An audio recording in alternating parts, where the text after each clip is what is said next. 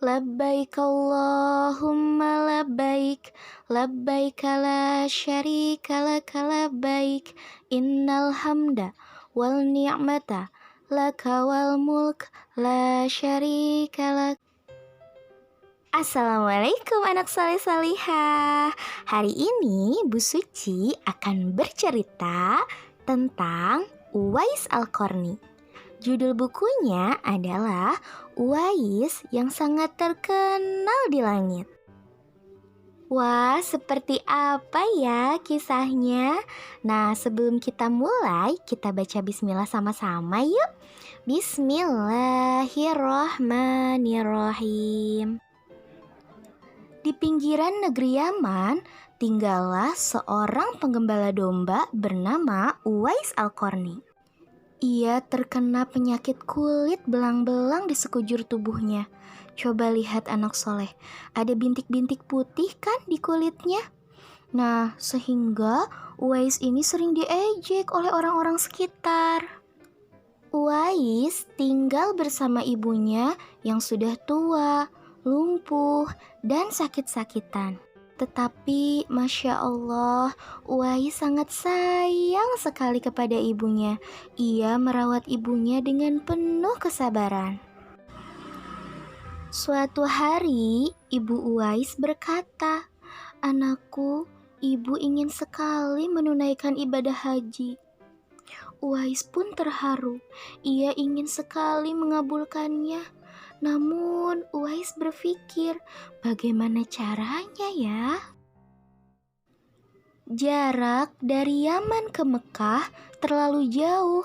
Lalu, dengan apa ibu berangkat haji dalam keadaan kaki yang sudah sakit? Gumam Uwais.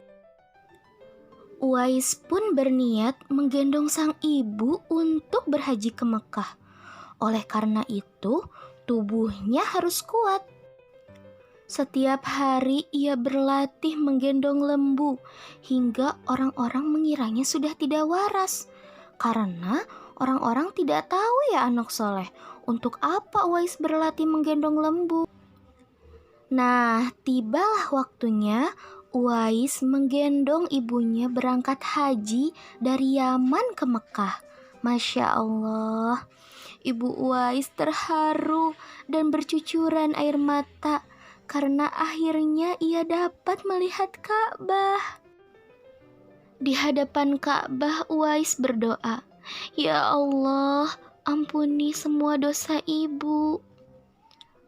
Lalu ibunya keheranan, "Bagaimana dengan dosamu, Nak?" Lalu Uwais menjawab, "Dengan terampuninya dosa ibu, maka ibu akan masuk syurga. Cukuplah ridho dari ibu yang akan membawaku ke syurga," kata Uwais. Masya Allah, Uwais adalah anak yang sangat soleh. Sepulang dari Ka'bah, Masya Allah, dengan izin Allah, penyakit kulit di tubuh Uwais hilang. Dan tinggal satu bintik putih yang berada di telapak tangannya. Uwais ingin sekali bertemu dengan Rasulullah Shallallahu Alaihi Wasallam di Madinah. Namun, ia juga tidak bisa meninggalkan ibunya dalam waktu yang terlalu lama.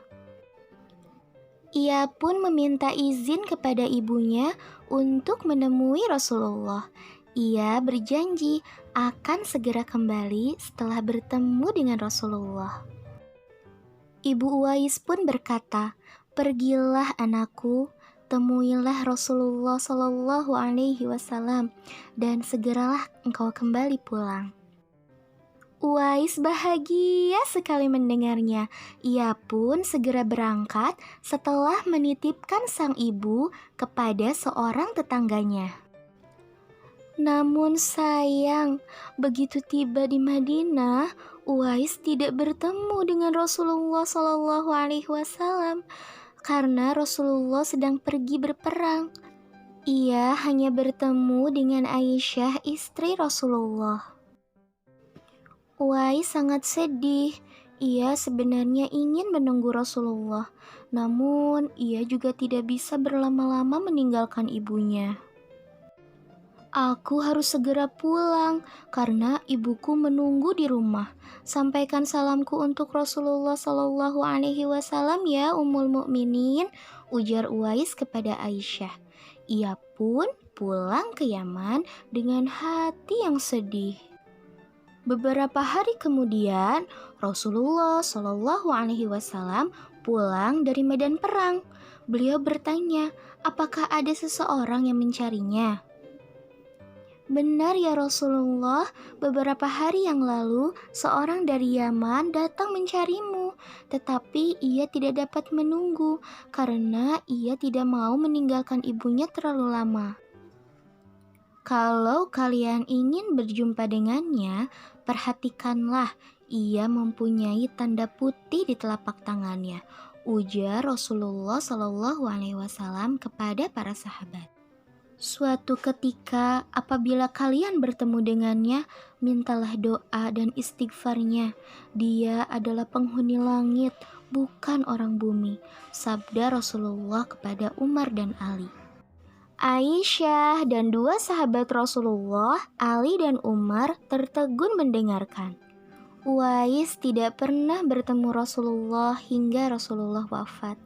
Meski tidak pernah bertemu, Uwais sangat mencintai Rasulullah.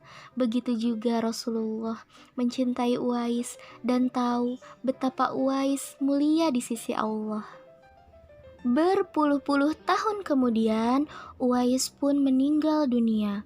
Para tetangga yang selama ini memandangnya sebelah mata sangat kaget menyaksikan apa yang terjadi di hari pemakaman Uwais. Saat Uwais hendak dimandikan, tiba-tiba banyak orang yang tidak dikenal saling berebut untuk memandikannya. Orang-orang yang tidak dikenal itu berduyun-duyun datang, mensolatkan dan mengantarkan Uwais ke kuburannya. Siapa orang-orang itu? Beberapa orang mengira mereka adalah jelmaan para malaikat yang sengaja turun untuk ikut menghadiri pemakaman Uwais. Masya Allah, Uwais begitu mulia di sisi Allah dan para malaikat penghuni langit, sebab ia sangat berbakti kepada ibunya. Uwais sangat terkenal di langit meskipun tidak terkenal di bumi.